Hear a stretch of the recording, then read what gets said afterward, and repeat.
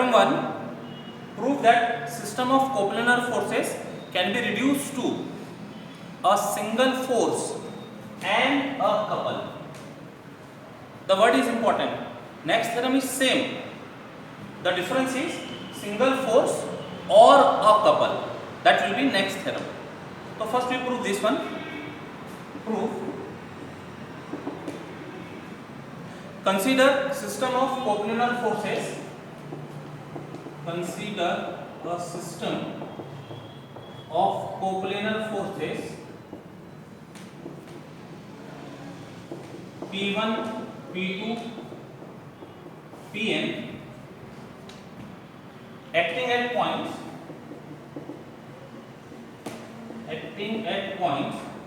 A1, x1, y1. Coordinate भी लिखते जा रहे पॉइंट के साथ में A2, x2, y2, an, xn, yn with respect to rectangular coordinate axis,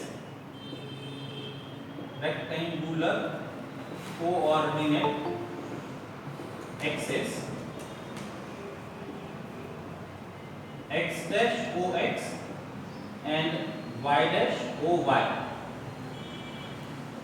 x axis y axis.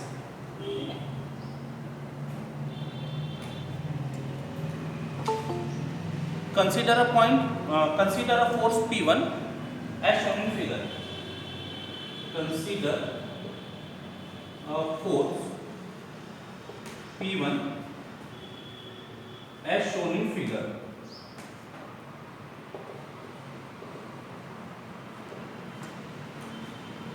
अब फिगर देखिएगा,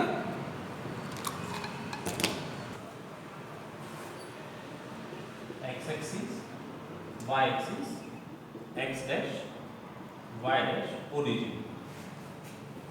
अब एक फोर्स सपोज किया, suppose this is the force P1 acting at point A1 having coordinates x1, y1. अब कोई भी यदि single force है तो सिंगल फोर्स को हम परपेंडिकुलर डायरेक्शन में रिजॉल्व पार्ट ले सकते हैं. कोई भी यदि फोर्स है तो उसके दो parts along and perpendicular to X axis लिए जा सकते हैं, या हम ऐसा कर सकते हैं कोई भी फोर्स के हम दो component along perpendicular direction suppose कर सकते हैं. तो इसके दो perpendicular directions parallel to X axis ऐसा तैयार करें कि ये जो एक फिगर है वो फिगर रेक्टेंगल तैयार हो. ये y1, ये x1, capital x1, capital y1. ये इतने मैग्नीट्यूड होने चाहिए कि यदि इनके जो एंड पॉइंट से ये ज्वाइन करें तो हमको रेक्टेंगल बनते दिखे.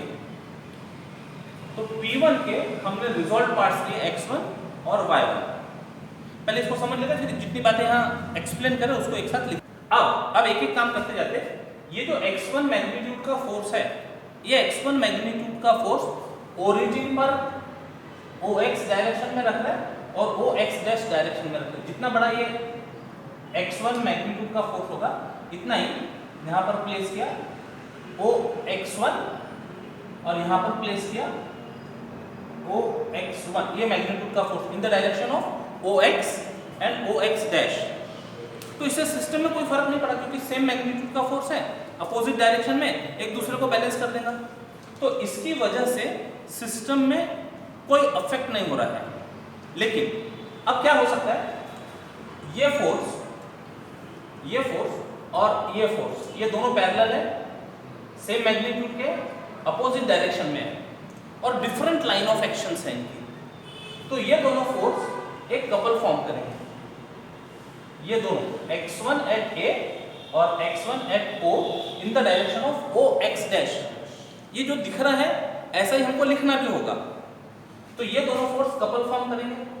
कपल का मोमेंट क्या होगा, देखो फोर्स तो x1 है और इन दोनों के बीच का परपेंडिकुलर डिस्टेंस, ये दोनों के बीच का परपेंडिकुलर डिस्टेंस. ये परपेंडिकुलर डिस्टेंस मतलब ये डिस्टेंस होगा parallel to y axis which is y1, small y1.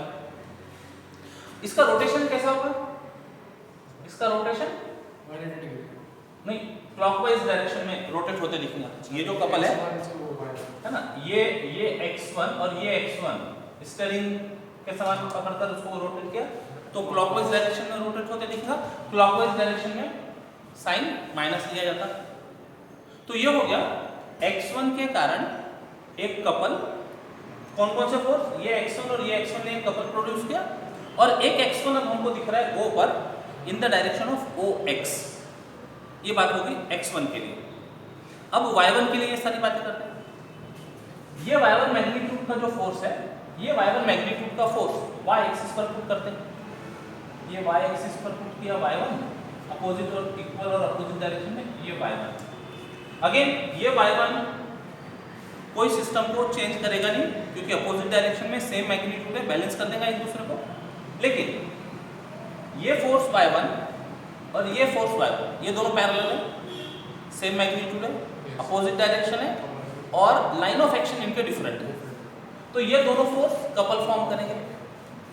ये दोनों फोर्स का जो मोमेंट होगा, जो कपल फॉर्म करे उसका जो मोमेंट होगा वो कैसा होगा, देखो अब एक फोर्स उधर एक फोर्स इधर है, ये कैसा घूमते दिख रहा है, अब ये एंटी क्लॉकवाइज दिख रहा है।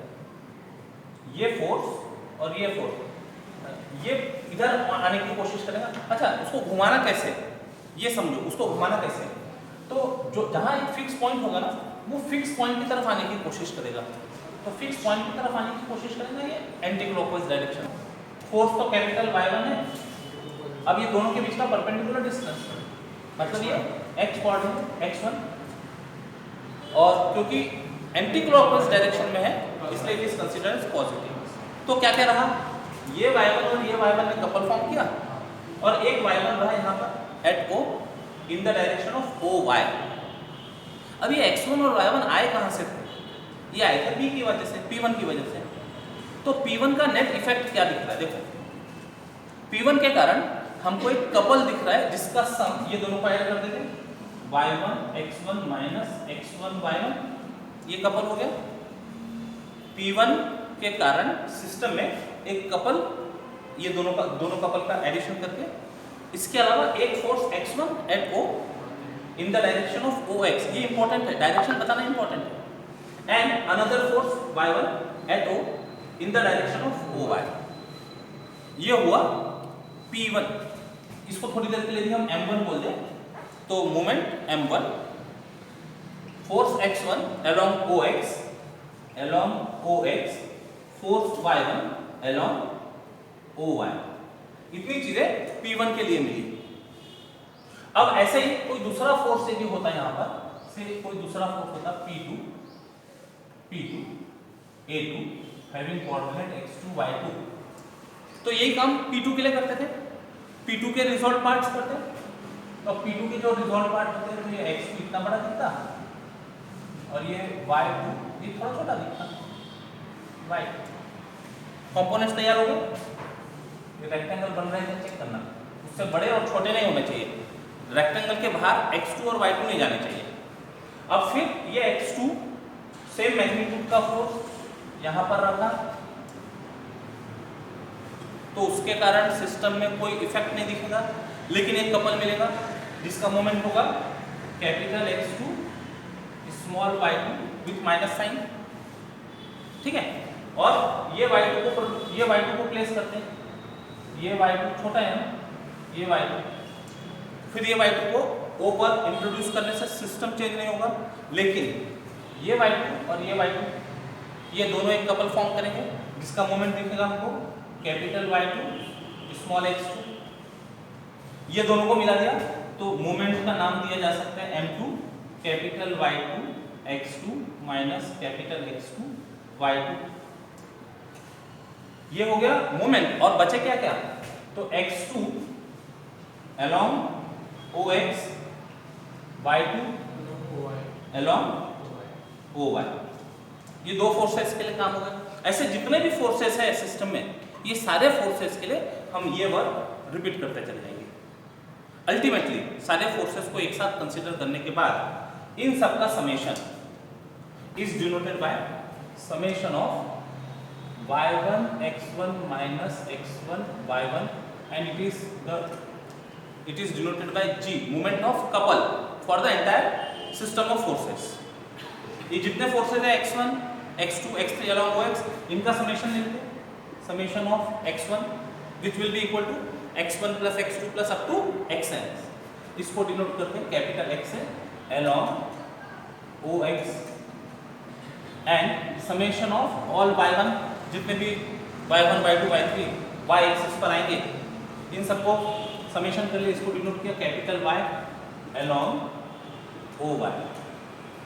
तो नाउ सिस्टम रिड्यूसेस टू, वो जो सिस्टम ऑफ फोर्सेस था P1 P2 P3 Pn, it reduces to a couple and two forces capital X and capital Y along OX and OY. लेकिन हमको तो एक सिंगल फोर्स बताना था, हमको एक सिंगल फोर्स बताना है. तो ये जो दो परपेंडिकुलर डायरेक्शन में फोर्सेस है इनका रिजल्टेंट तैयार किया जा सकता है. ये दो परपेंडिकुलर डायरेक्शन में फोर्स ऐसे दिख रहे हैं हमको, कैपिटल X और ये कैपिटल Y.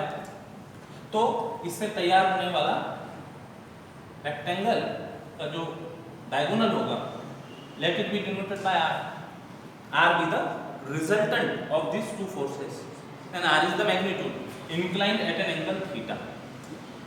अब जैसे inclined at an angle theta कहा तो राइट एंगल ट्रायंगल की प्रॉपर्टी सब लग जाएंगी. ये y है, मतलब ये y दिखेगा, ये x है, ये तो sin theta is equal to opposite upon hypotenuse y upon r and cos theta is equal to adjacent upon hypotenuse x by r. So this implies capital X is equal to r cos theta and capital Y is equal to r sin theta. ये सब complex number में पड़ा हुआ है, दोनों का square करके add करेंगे तो we get r square is equal to x square plus y square. Therefore r is equal to under root of x square plus y square. This is the resultant magnitude of resultant and divide किए यदि इनको तो tan theta is equal to y by x, sin theta upon cos theta y by x. So this implies theta is equal to tan inverse y by x. This is the magnitude of resultant and it is inclination or direction of the resultant. तो in this way हमने prove किया system of coplanar forces can be reduced to a single force having magnitude r equal to under root x square plus y square and direction theta equal to tan inverse y by x and a couple G which is equal to summation y1 x1 minus x1 y1 at origin. पहले इतनी बात कर लेते हैं, लेकिन जरूरी नहीं हर बार given point origin हो. यदि given point other than origin हो तो क्या करते हैं, इतना लिखने के बाद फिर उसको एक्सप्लेन करते हैं. तो इतना पहले नोट डाउन कर लीजिए और इसको साथ साथ में लिख लो. यहाँ तक के लिखा हुआ है, ये फिगर ड्रॉ करेंगे, ये फिगर के साथ ही ये चीजें लिख सकते हो, ये दो बातें. और उसके बाद फिर हम लिखवाते हैं, उसके बाद ये पार्ट में आइएगा, जब ये पार्ट लिखने की बारी होगी तब लिखिएगा. अभी यहाँ तक का काम करके रखिए. इतना लिखा आपने, consider a force P1 as shown in figure. Explanation तो पूरा दे दिया है, अब उसको लिखना है. Force P1 can be resolve, force P1 can be resolve into two components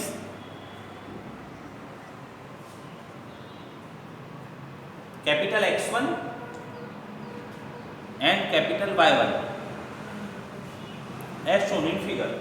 ये दिख रहा है X1 और ये Y1 as shown in figure. Full stop. Next line में at O we introduce two equal and opposite forces at O we introduce two equal and opposite forces x1 capital X1 along OX and x1 along OX dash. ठीक है ना, एक x1 OX के direction में रखा, एक x1 OX dash के direction में रखा. Full stop. This will have no effect, this will have no effect on the body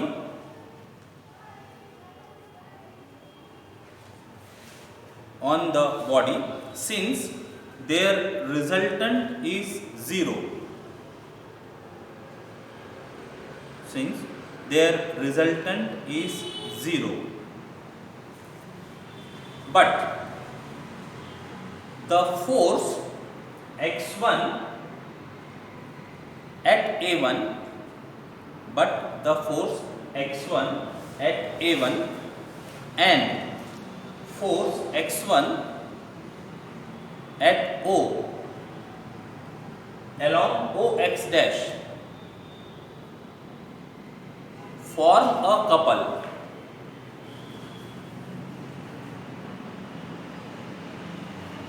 having moment ये capital x1 y1 with minus sign, bracket में लिखना negative sign due to anti clockwise rotation, sorry negative sign due to clockwise rotation, negative sign due to clockwise rotation and we are left with force x1 at O along OX. ये x1 के बारे में बातें हो गई पूरी, अब यही बातें y1 के लिए करनी है, लिखो अभी. Again we introduce two equal forces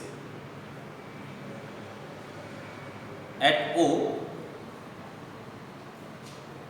comma y1 along OY and y1 along OY dash.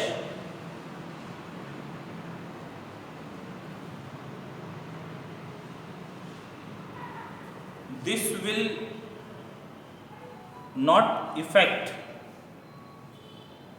the system. This will not affect the system. But force y1 at a1 and force y1 at O along OY dash form a couple.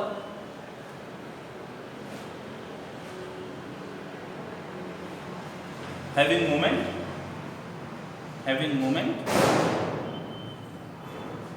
capital Y1 into small x1, capital Y1 small x1, bracket में लिख लो positive sign due to anti clockwise direction, positive sign due to anti-clockwise direction, and we are left with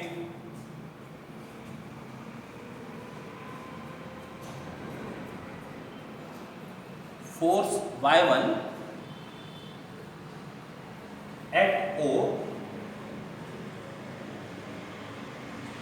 along OY. ठीक है, अभी हमने components के बारे में बात की, x1 और y1 की, ये आए कहाँ से थे? p1 के कारण. तो p1 के लिए ये इंटरफेरेंस ड्रॉ कर लेते पूरा कंबाइन करके. thus force p1 is equivalent to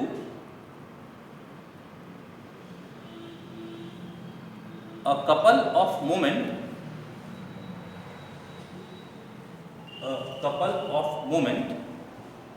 m1 बोल दो थोड़ी देर के लिए इसको. m1 is equal to capital y1 x1 minus capital x1, ये दोनों का addition,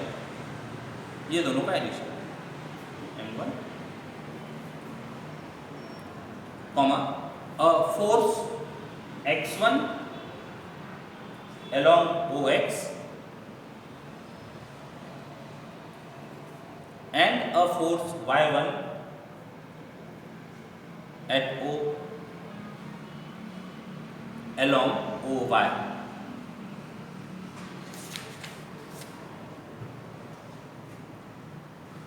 Similarly, repeating the procedure for other forces. Similarly, repeating the procedure for other forces. अब फिगर में तो हमने एक और फोर्स को ये सब करके बता दिया है, लिखते समय इतना लिखने की जरूरत नहीं, ये यहाँ पर लिखकर भी बता दिया क्या क्या हो रहा है, हम डायरेक्ट कंबाइन करते हैं। क्या लिखा? Similarly repeating the above procedure for other forces, the system of coplanar forces is equivalent to, the system of coplanar forces is equivalent to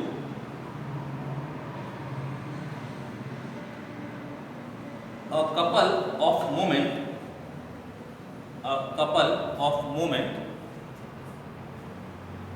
अभी आएगा G equal to summation capital Y1 x1 minus capital x1 y1। जब हम moment लिखते हैं तो force into distance की बात लिखते हैं, तो इसलिए है ना फोर्स कैपिटल नोटेशन में है और डिस्टेंस स्मॉल नोटेशंस में वेरिएबल के, और एक ही साथ दोनों नोटेशन यूज हो रहे हैं, कैपिटल की और स्मॉल भी, तो बहुत क्लियरली लिखिएगा, उसमें जो है डिफरेंशिएट कर पाए ऐसे उनको बनाइएगा।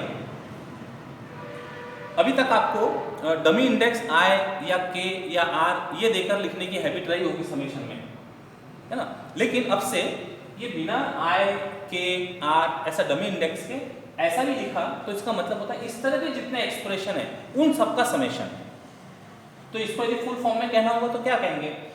G is equal to capital Y1 x1 minus x1 y1 plus capital Y2 x2 minus x2 y2 plus y3 x3 minus x3 y3 plus up to yn xn minus xn yn।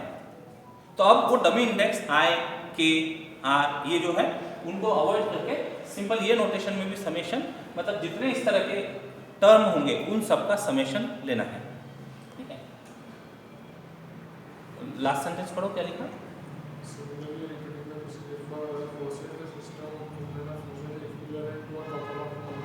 G equal to this, a force x equal to summation of x1 along OX and another force y equal to summation of y1 along OY।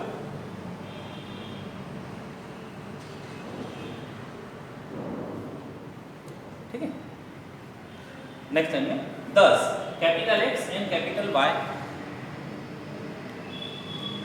are along perpendicular directions,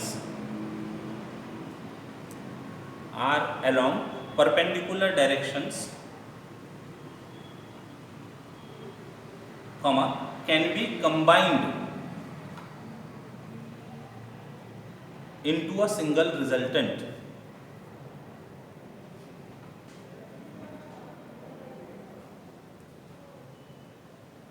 as shown in figure।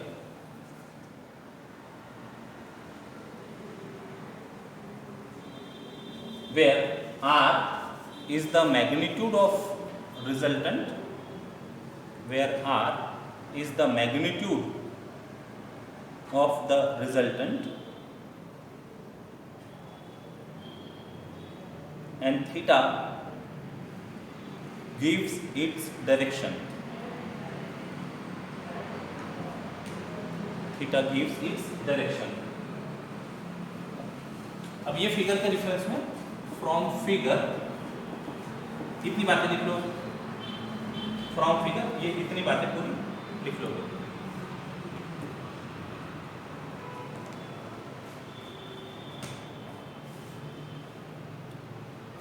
Sign theta is equal to y by r, cos theta is equal to x by r। ये opposite magnitude same होगा, ये y है तो ये opposite का भी magnitude same है तो y मिल जाएगा। तो sine theta is equal to y upon hypotenuse, cos theta is adjacent upon hypotenuse, तो वहाँ से x की वैल्यू मिल गई r cos थीटा, y की वैल्यू मिल गई r sin थीटा, स्क्वायर करके ऐड कर दिए तो r square is equal to x square plus y square which gives r is equal to under root of X square plus Y square. जब under root लेते तो प्लस माइनस आता है, लेकिन हम यहाँ मैग्नीट्यूड की बात कर रहे हैं तो मैग्नीट्यूड हमेशा पॉजिटिव होगा, इसलिए यहाँ नेगेटिव साइन नहीं लिया अंडर रूट लेते समय। 2 divided by 1 imply tan theta is equal to y by x, so it gives theta is equal to tan inverse y by x.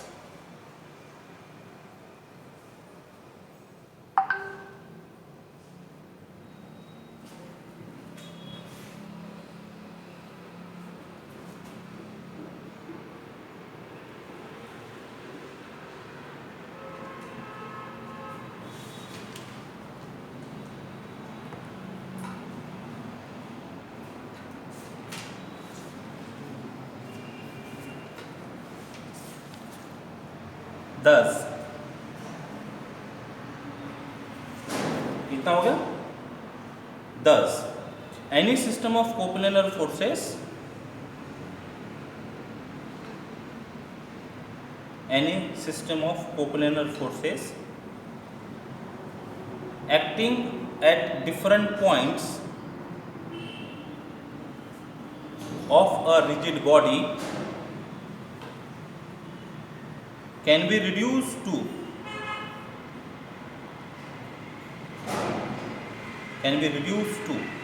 a single force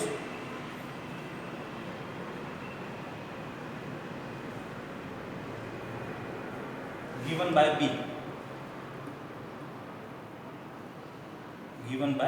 दोनों चीज आ गई इसमें, मैग्नीट्यूड और direction. Single force given by B through a given point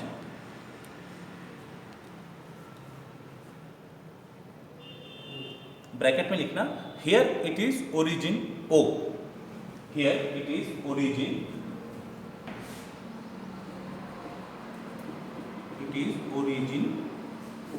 O 0 0 and a couple अब जरूरी नहीं हर बार given point origin ही होगा। यदि given point other than origin हो तो क्या करते हैं, तो उसके लिए हमको कोई पॉइंट सपोज करना होगा और उस पर क्या करते हैं, इसको पहले हम एक्सप्लेन कर देते उसके बाद में लिखते हैं। Suppose given point is O dash having coordinate HK, तो ये हमारी ओरिजिनल सिस्टम थी OX OY ओरिजिन, ठीक है, X डैश Y डैश। तो हम ये पूरी फ्रेम को शिफ्ट कर देंगे O डैश पर, मतलब जो रेक्टेंगुलर कोऑर्डिनेट सिस्टम थी उसको शिफ्ट ओरिजिन से करके और O से करके O डैश पर ले चलेंगे। तो ये जो क्वांटिटी है R और थीटा, इसमें स्मॉल x और स्मॉल y है, कोऑर्डिनेट्स नहीं है तो इसको तो कुछ फर्क नहीं पड़ेगा, लेकिन जो कपल है मोमेंट ऑफ कपल, इसमें कोऑर्डिनेट्स इन्वॉल्व है, स्मॉल x1 स्मॉल y1, तो ये चेंज हो जाएंगे। तो वो चेंज किस तरह से होंगे वो देखते हैं। अब देखो पहले ये जो लिए गए होंगे x1 और y1 ये इसके रेफरेंस में लिए हैं, ओरिजिन के रेफरेंस में। अब यदि मान लो हम इसको सरका रहे हैं और शिफ्ट कर रहे हैं, इसका मतलब इतने डिस्टेंस से जो भी x और y कोऑर्डिनेट होंगे वो कम हो जाएंगे।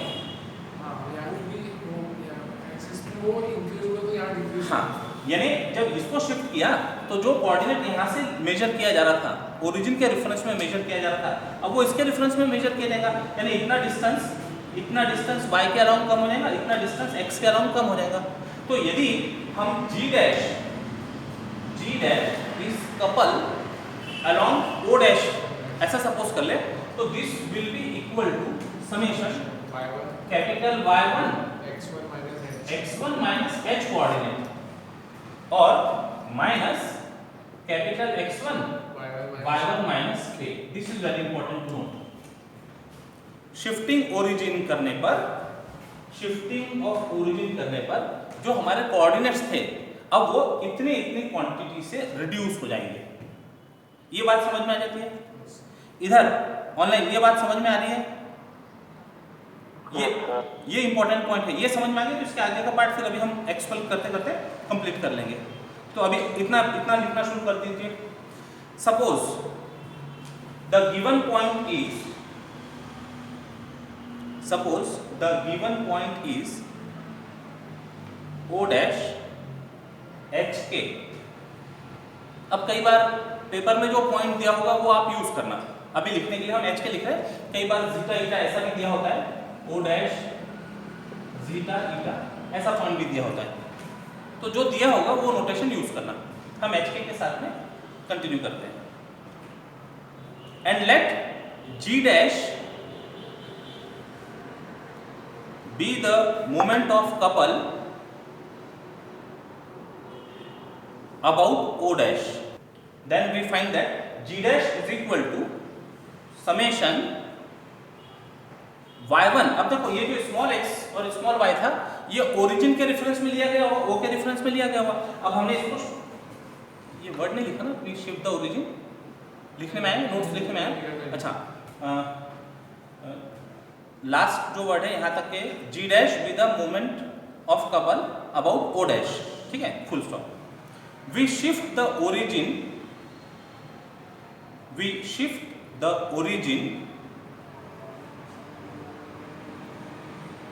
from O to O dash,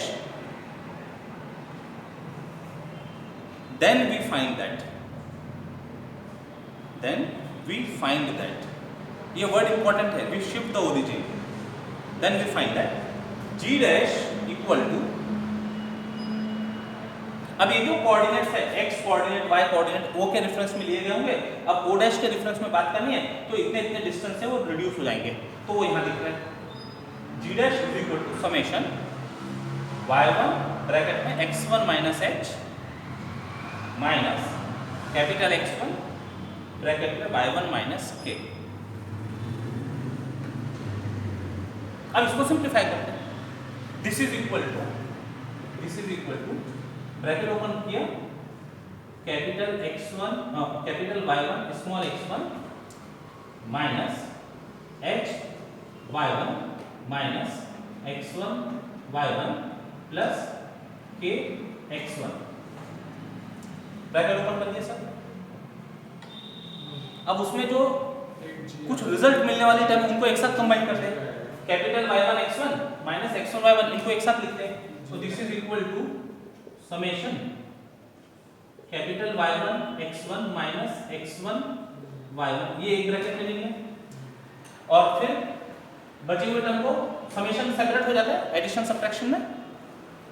तो ये h कांस्टेंट है, ये तो डिपेंड नहीं करता, माइनस h बाहर summation of y1 plus k बाहर समेशन ऑफ x1, ठीक है। Now this is same as G couple at O, so therefore G dash is equal to G minus H summation y1 is capital Y plus k times summation x1 is capital X. So this is the moment of couple at any given point.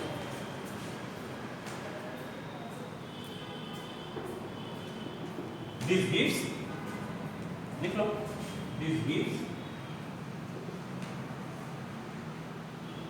Moment. अच्छा, इसके बाद में moment of couple कहो या केवल couple कहो एक ही बात होगी।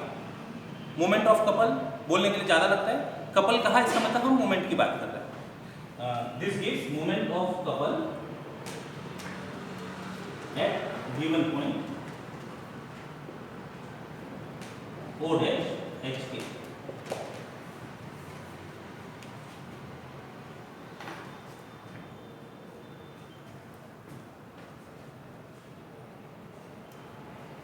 तो अब क्या रहा सिस्टम में, एक कपल और एक रिजल्टेंट फोर्स,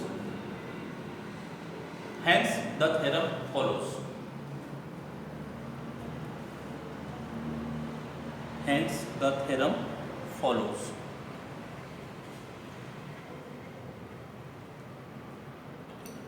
अच्छा, कई बार ये जो नोटेशन है कैपिटल X और कैपिटल Y, ये रिजॉल्व पार्ट्स है रिजल्टेंट के, ऐसा बताने के लिए इनके लिए ये नोटेशन भी लिखा जाता है। लिख लो note, sometimes capital X and capital Y are denoted as r suffix x and r suffix y.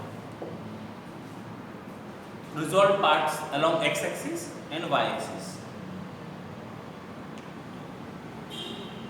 यदि मीनिंग क्लियर है कैपिटल एक्स और कैपिटल वाई से तो इसी को कंटिन्यू रहने देंगे। यदि मान लो ये एक्स और वाई, स्मॉल एक्स और स्मॉल वाई को डिस्टिंग्विश करना चाहते हो, जैसे यहाँ पर आ गया कपल, हाँ यहाँ ये जो कैपिटल एक्स और कैपिटल वाई है इनको यदि डिस्टिंग्विश करना चाहते तो आर एक्स का स्क्वायर प्लस आर वाई का स्क्वायर, ये नोटेशन भी कभी कभी यूज करते हैं। तो अभी थ्योरम का प्रूफ अच्छे से समझ में आ गया, लिखना बन जाएगा अच्छे से। Theorem 2, prove that the system of coplanar forces acting at different points of a rigid body can be reduced to a single force or a couple. बस एक वर्ड का फर्क होता है, एंड और। प्रूफ ऑलरेडी इसके पहले एक थ्योरम हमने पढ़ा है जिसमें system reduces to a single force और एंड अ कपल था, तो उतना पूरा रिकॉल कर लेते हैं। वी नो दैट, लिखिएगा साथ साथ में, we know that any system of coplanar forces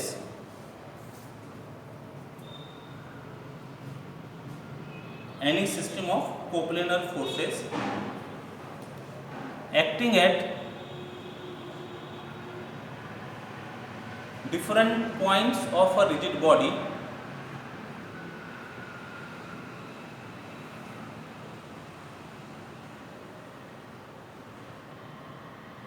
can be reduced to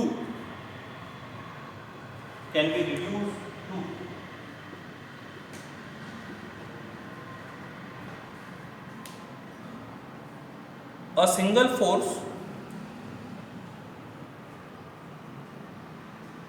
through a given point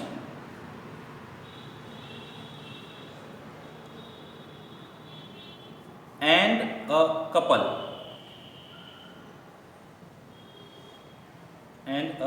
ठीक है।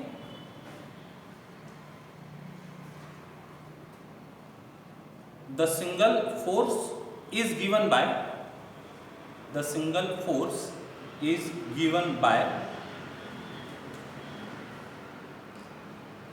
r is equal to under root of x square plus y square, theta is equal to tan inverse y by x, and couple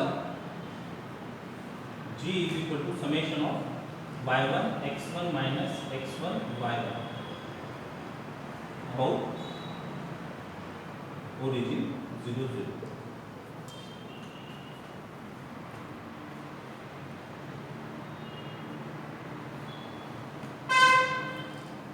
and g dash is equal to g minus h y plus k x about O dash h k, with usual notations।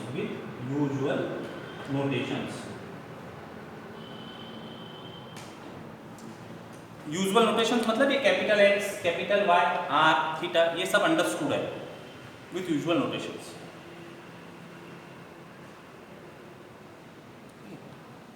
अब हमको prove क्या करना है, can be reduce to single force और a couple.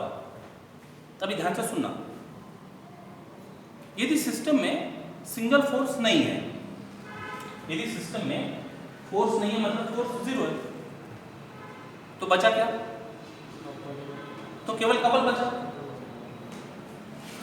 तो theorem follows, कुछ बताने की जरूरत नहीं है, ठीक है। यदि मान लो रिजल्टेंट फोर्स जीरो हो, यानी नहीं है, जीरो का मतलब नहीं है, तो बचा क्या, सिस्टम में कपल बचा, तो थ्योरम फॉलोस। ये एक केस हो गया।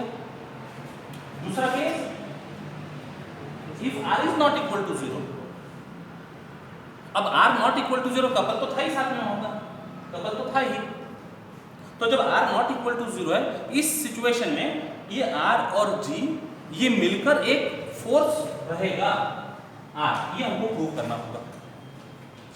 फिर से रिपीट कर रहे हैं। Case 1, if resultant is 0 then we are left with couple, theorem follows. Is it all right? First part में कोई डाउट नहीं है। यदि रिजल्टेंट 0 हुआ तो सिस्टम में कपल है, तो दोनों में से कोई एक चीज बच रही है, तो ये सिचुएशन में रिजल्ट फॉलोज ऑटोमेटिकली। ठीक। Case 2, if resultant is not 0, तब हमको बताना है कि रिजल्टेंट तो 0 नहीं, इसका मतलब रिजल्टेंट तो है। तो ये जो कपल और रिजल्टेंट है, they can be combined into a single resultant. तो उस केस में फिर हमको कपल नहीं दिखेगा, केवल रिजल्टेंट दिखेगा। वो कैसे करना है वो बताते हैं, वो करते हैं। वो कैसे होगा ये एक्सप्लेन करते हैं। इतनी बात समझ में आई क्या? इतना लिख लो पहले, इतना लिख लो। Case 1,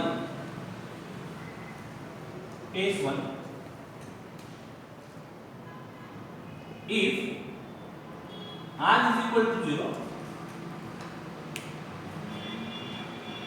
then we are left with couple G.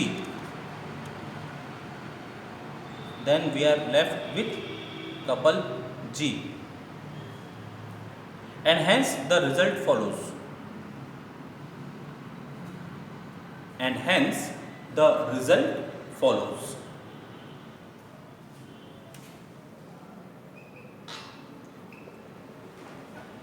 Case 2. If r is not equal to 0, अब रिजल्टेंट नॉट इक्वल टू 0 है, इसका मतलब रिजल्टेंट तो रहेगा ही रहेगा। तो अब हमको यह बताना पड़ेगा कि वो जो कपल है वो कहीं तो भी डिसॉल्व हो गया, सिस्टम में डिसअपीयर हो गया, और बचा केवल रिजल्टेंट। वो कैसे होगा वो बताएंगे भी। Case 2, if r is not equal to 0, then we prove that the system reduces to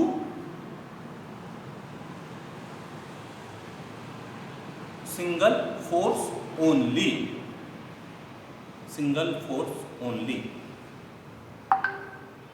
ठीक है। अब वो सिंगल फोर्स कहाँ होगा, कैसा होगा, ये सब देखते हैं। अभी क्या है दोनों में? केस 2 में R भी है और G भी है। अब देखो, हम ये एक R ड्रॉ कर रहे हैं, मैग्नीट्यूड R है, इसका एंगल थीटा है, वो x हुआ है ओरिजिन,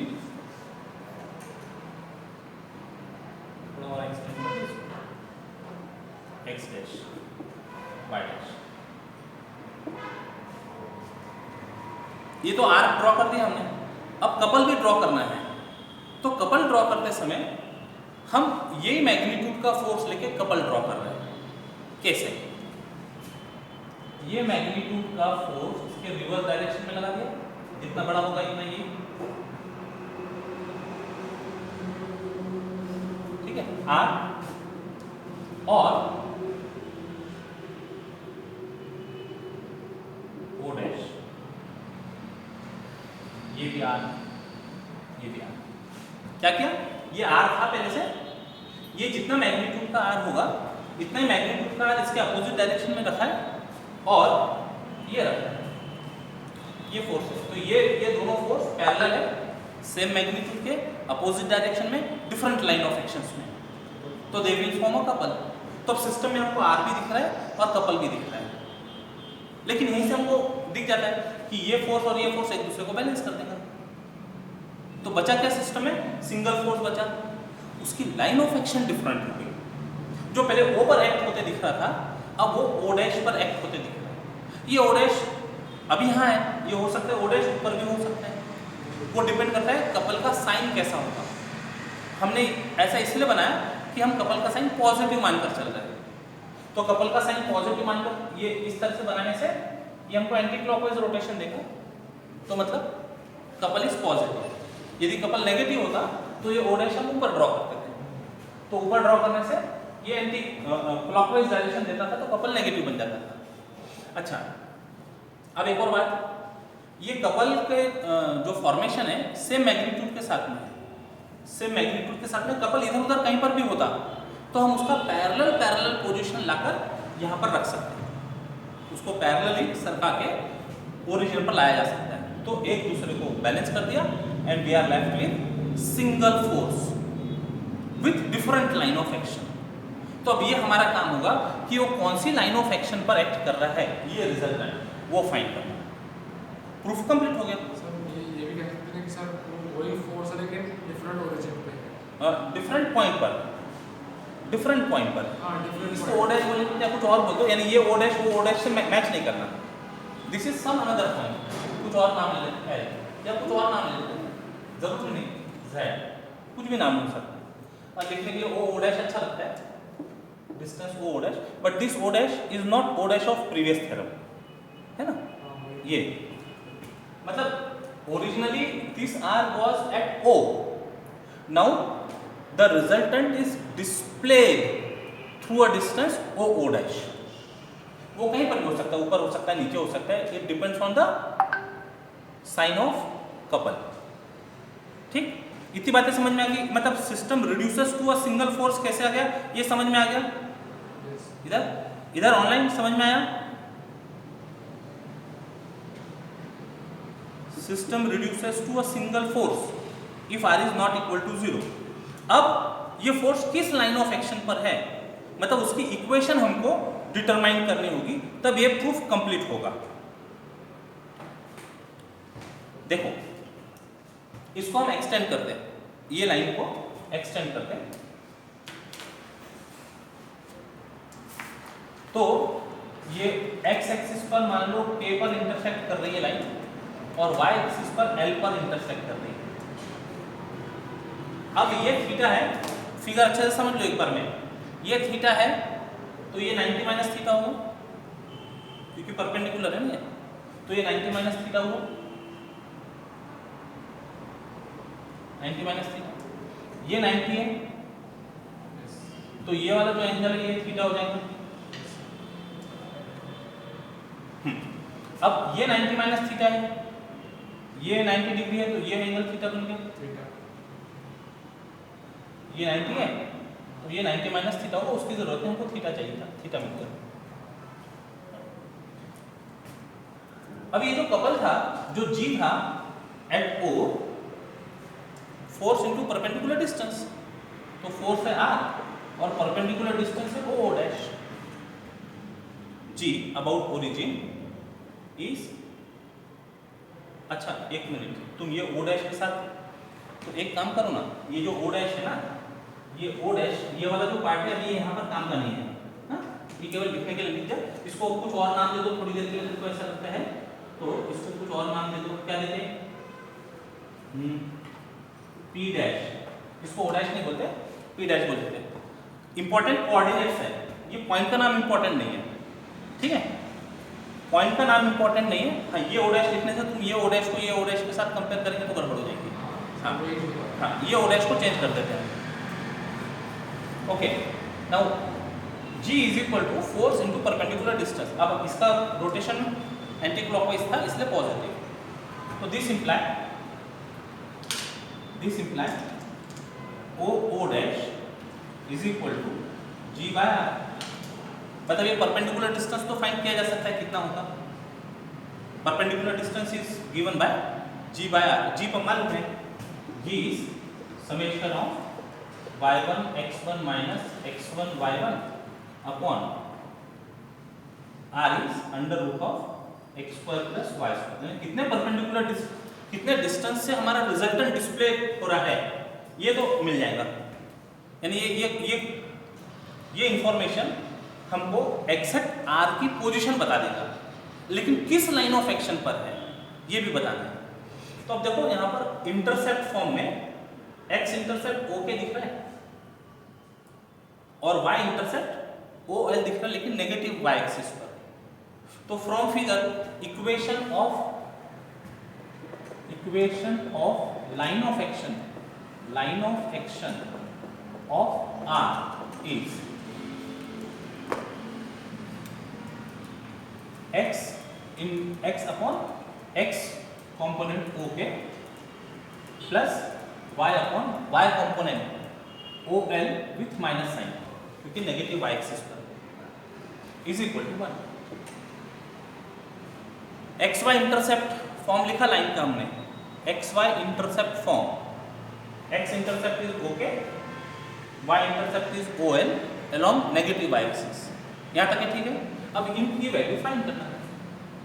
इसके लिए हमने सब यहाँ पर थीटा बीटा देखा रहता है। अब देखो OK फाइंड करना है, O डैश नोन है, O डैश नोन है, तो जो नोन है उसी के रेफरेंस में फाइंड करेंगे हम। तो in triangle, in right angle triangle O dash के, O डैश के, ये थीटा के लिए ये अपोजिट साइन हो गया और ये हाइपोटेनस है, तो sine theta is equal to, बोलो नोटेशन वाइज बोलो क्या होगा, sine theta is equal to ये वाले ट्रायंगल में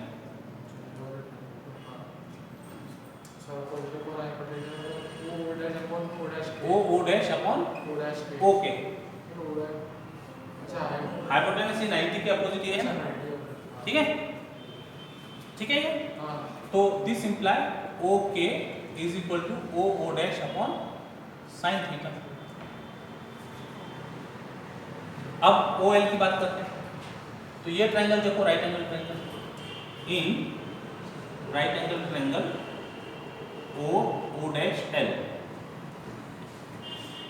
हमको OL चाहिए, O डैश नोन है, तो उसके रेफरेंस में बात करते हैं। तो थीटा के लिए OL ये एडजेसेंट साइड है, नहीं O डैश एडजेसेंट साइड होगा और OL ये हाइपोटेनस होगा, तो क्या मिलेगा cos थीटा, थीटा के लिए एडजेसेंट साइड में भी O dash,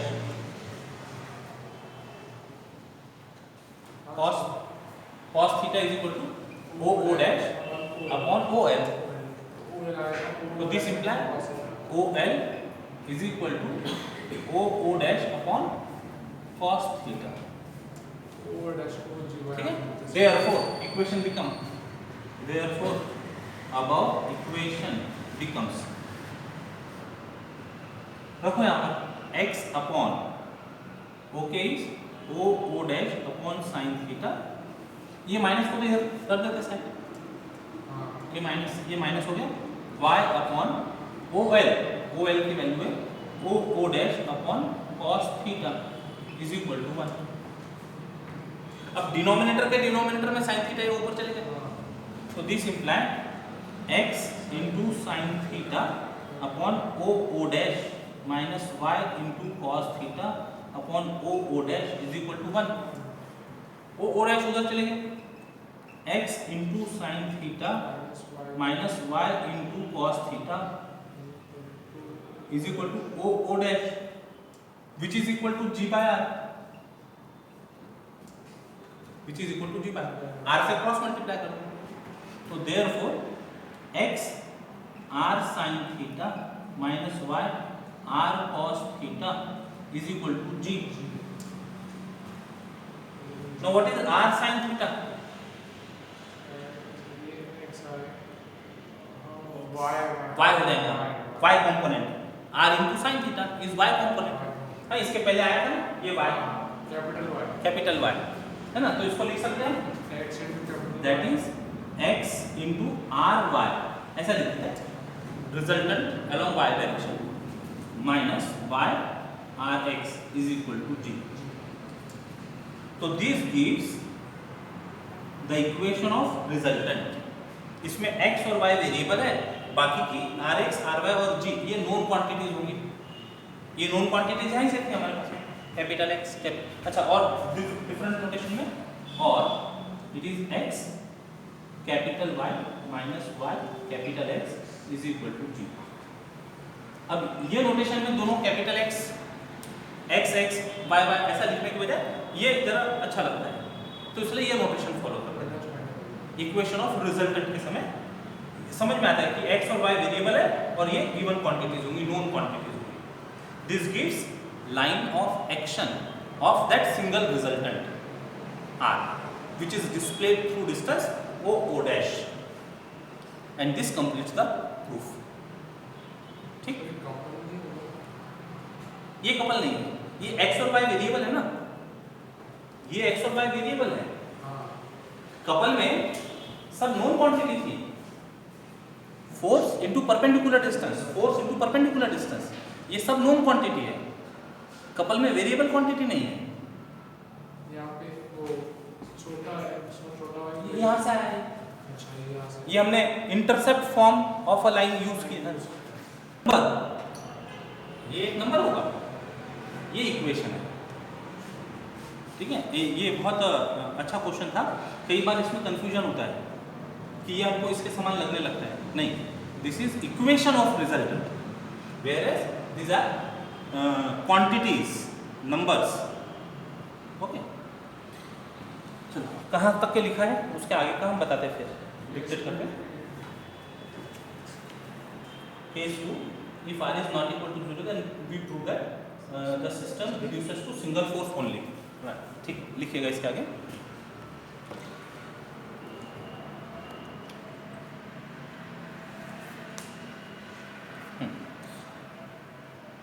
Replace the couple G, replace the couple G by two equal and opposite parallel forces of magnitude R along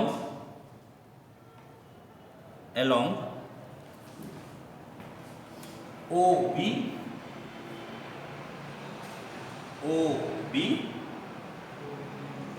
and perpendicular to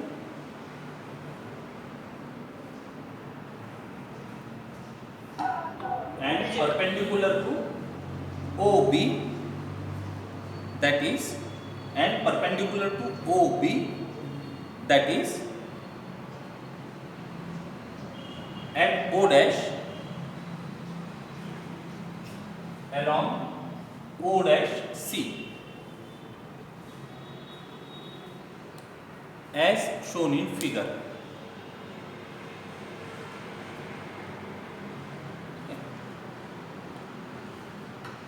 As shown in figure. अब bracket में लिखना, the position of O dash depends on the sign of couple G.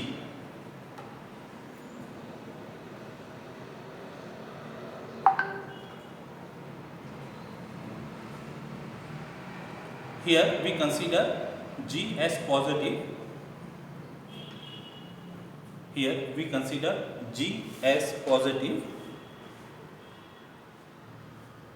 Hence O dash lies to the right of O. To the right of O. Otherwise, it will be on the left of O. हो गया point clear? ये लिखने से bracket close, ठीक है।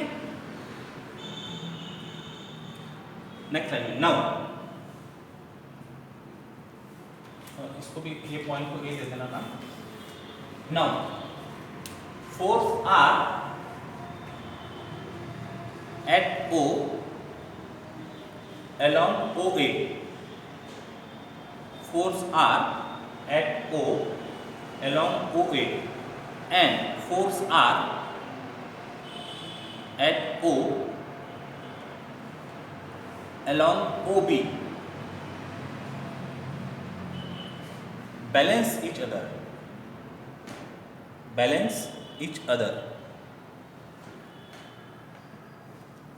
and we are left with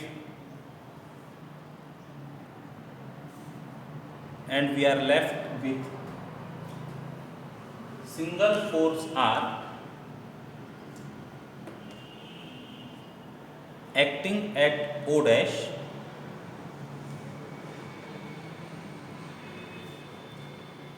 along o dash c, मतलब उसका जो डायरेक्शन है वो डायरेक्शन सेम है, डायरेक्शन चेंज नहीं हुआ, मैग्नीट्यूड भी चेंज नहीं हुआ, बस लाइन ऑफ एक्शन चेंज हो गई, लाइन ऑफ एक्शन चेंज हो गई, डिफरेंट लाइन ऑफ एक्शन में वो एक्ट होते दिख रहा है हमको, ठीक है। Single force R acting at o dash along o dash c, displayed through distance o dash, displayed through distance o dash from figure.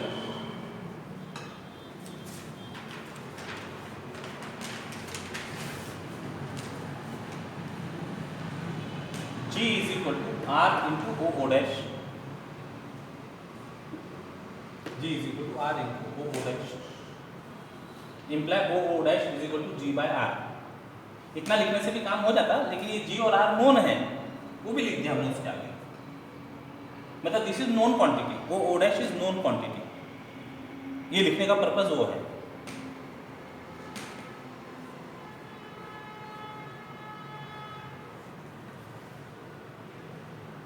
ठीक है।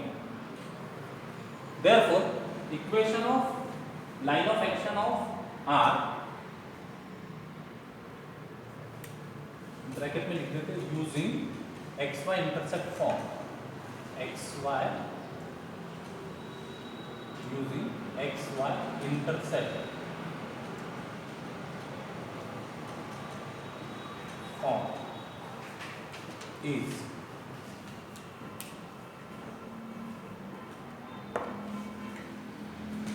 Using XY intercept form is. अब ये बिल्कुल जैसा है सिस्टमेटिकली ऐसा पूरा लिखना, यहाँ से यहाँ तक है, लिखो कंप्लीट। सिर्फ फोटो क्लिक करूँगी तो वो फिगर की है, फिगर में तो माइनस दिखेगा नहीं, फिगर में तो माइनस चीज भी है ना, फोटो क्लिक करूँगी। हाँ, इतना पूरा कंप्लीट कर लो। This gives equation of resultant and hence follows the theorem.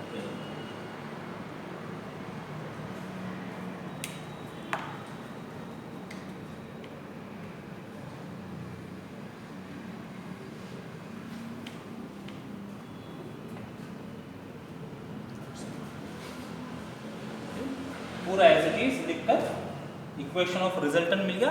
अच्छा, इसको लॉन्ग फॉर्म में बोलना रहा तो this gives equation of line of action of resultant, ऐसा कहा जाता है शॉर्ट में, इक्वेशन ऑफ रिजल्टेंट। तो आज के लिए इतना ही, रुकते हैं यहाँ पर, बाय बाय, जय गणित।